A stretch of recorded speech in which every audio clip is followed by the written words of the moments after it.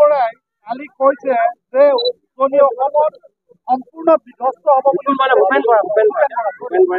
ভূপেন বৰাই কাৰ বিধ্বস্ত হোৱাৰ কথা আৰে তেওঁ এইবোৰ এনেই কৈ থাকে আপোনালোকে একদম বিশ্বাস নকৰিব কংগ্ৰেছৰ কোনো নেতাৰ কথা বিশ্বাস নকৰিব যোনে টিভিত বেছিকৈ কয় সিয়ে সোনকালে জইন কৰি দিয়ে গতিকে আপোনালোকে কোনো কংগ্ৰেছৰ লিডাৰৰ কথা বিশ্বাসে নকৰিব কংগ্ৰেছৰ লিডাৰৰ লগত কথা তেওঁলোকৰ ষ্টেটমেণ্ট দিয়াৰ আগতে তেওঁলোকৰ মোবাইলবোৰ চেক কৰিব লাগে যে আপোনালোকে বিজেপিৰ লগত কথা পাতি আছে কিনা জিতেন্দ্ৰ সিঙে লখিমপুৰ আৰু এইবিলাক অভিযোগ মই কমেণ্ট দিব খোজা নাই কিন্তু ছচিয়েল মিডিয়াত ওলাইছে চেকৰ কপিও ওলাইছে গতিকে বিভিন্ন সংস্থা আছে তেওঁলোকে বিষয়টো বিচাৰ বিবেচনা কৰিব আৰু এইটো মোৰ এখতিয়াৰৰ ভিতৰত নপৰে কাৰণে মই সোমাব খোজা কি কৈছে কংগ্ৰেছৰতো গোটেই কেইগৰাকী প্ৰাৰ্থী আমাৰ মতে হৈছে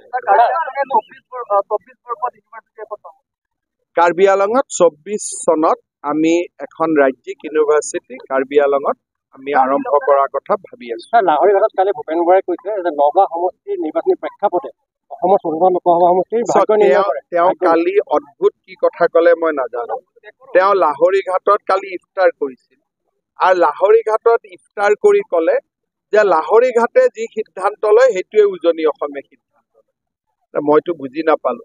মৰিগাঁও বা লাহৰীঘাটত ইফতাৰত লোৱা সিদ্ধান্ত এটা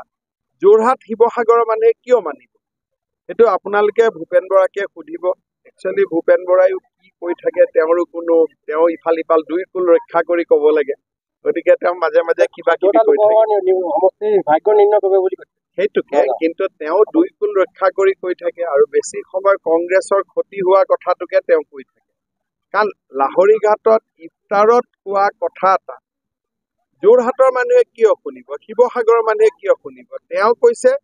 যে আমি য'ত থিয় হৈ আছো বা মধ্য অসমীয়া লোৱা সিদ্ধান্ত এটাই উজনি অসমত শুনিব কি হ'ল আমি ইফতাৰত কি খালে যিহেতুকে দুজন প্ৰাৰ্থী আছে এজন জয়ৰাম ইংলেং CM আছিলে কাৰ্বি আংলং টাউন কাউন্সিল আৰু এজন আছে অমৰ সিং পিছত তেওঁ যদি CM আছিলে তেওঁৰ চাগে যথেষ্ট ভোট থাকিব নেকি আছে 3 লাখ ভিতৰত ব্যৱধান হ'ব আছে জানো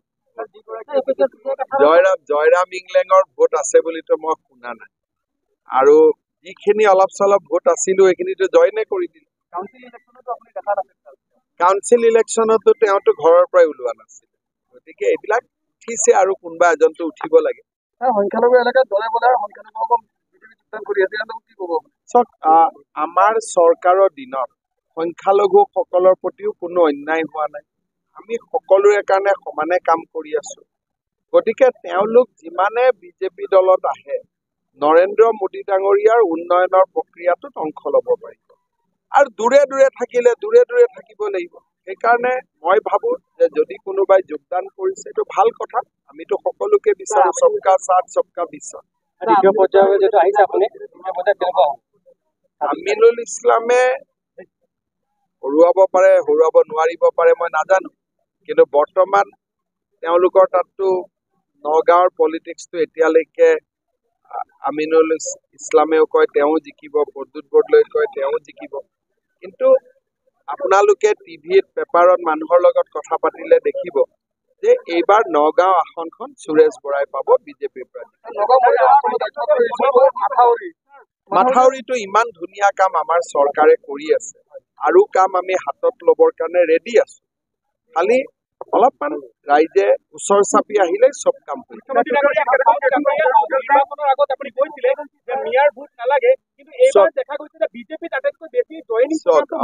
মই এইটোৱে কৈছো যে বিধানসভা নিৰ্বাচনত যি আছিলে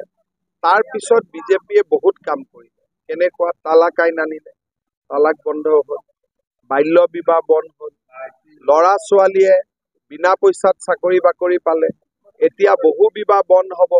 গতিকে সংখ্যালঘুৰ অঞ্চলৰ ছোৱালী মহিলা আৰু নিবনুৱা যুৱকসকলে বিজেপিত এইবাৰ আকৃষ্ট হৈছে গতিকে এইখিনি মানুহে আজি ভোট দিব বুলি মই আশা কৰিছো নিদিলেও 2032ত দিব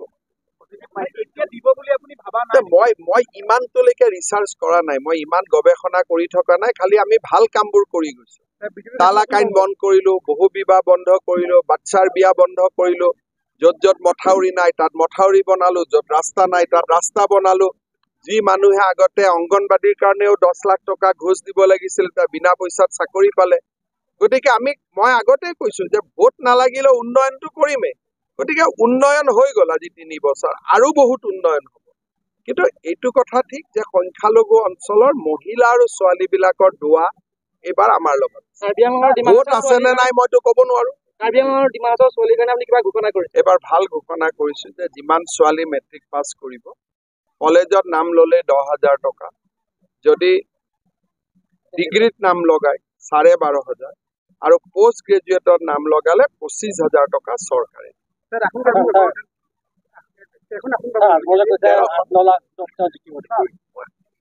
আজমল আৰু ৰকিবুল হুছেইনৰ কথাক লৈ মোৰ কোনো ইণ্টাৰেষ্ট নাই। ধুবুৰীত আমাৰ ধুবুৰীতো মই গিভ আপ প্ৰথম দিনাই কৰি থৈ দিছো। কিন্তু ধুবুৰী 4টা বিধানসভা সমষ্টিত আমি লিড পাম, আৰু সেই লিড পালে বিধানসভাত আমাৰ ফলাফল ভাল হ'ব। লোকসভাতো আমাৰ প্ৰাৰ্থী আছে, চেষ্টা কৰি আছে। কোনোবা সৰুঙাই যদি জিকি যাব এইটো বেলেগ কথা, কিন্তু বৰ্তমানলৈকে আমাৰ জিকাৰ সম্ভাৱনা কম। যেতিয়া ধুবুৰীত প্ৰচাৰত যাম তেতিয়া গম পাম যে জিকাৰ পৰিৱেশটো আছে। তুলিৰাম ৰংহাঙে প্ৰধানমন্ত্ৰীক লগ পালে এইটো দাবী দি আছে, আৰু সজোৰে দাবী দি আছে, হয় নহয়? ৰাষ্ট্ৰপতিকো দিছে, প্ৰধানমন্ত্ৰীকো দিছে। তুলিৰাম ৰংহাঙে একদম 244 এই দাবী দিয়ে আছে পুৰা, আৰু আমিতো আছোৱেই। কাৰ্বি আংলঙৰ ৰাইজৰ কাৰণে ভালেই হ'ব, ৰাইজে বিচৰা মনৰ দাবী এটা। আজি সাংবাদিকৰ কাৰণে কিবা কিবি কৰি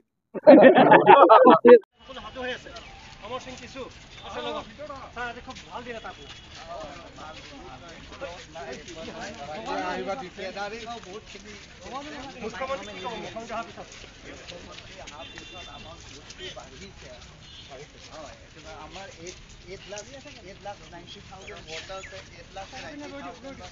3 lakh to 4 lakh আমি জিকিম।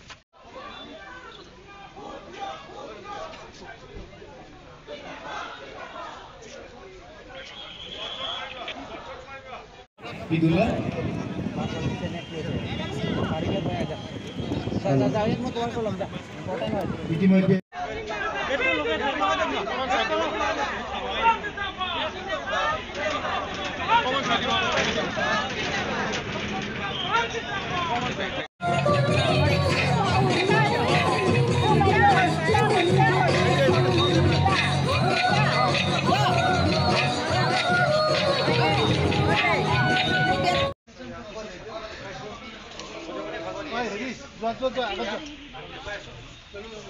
আগত যোৱা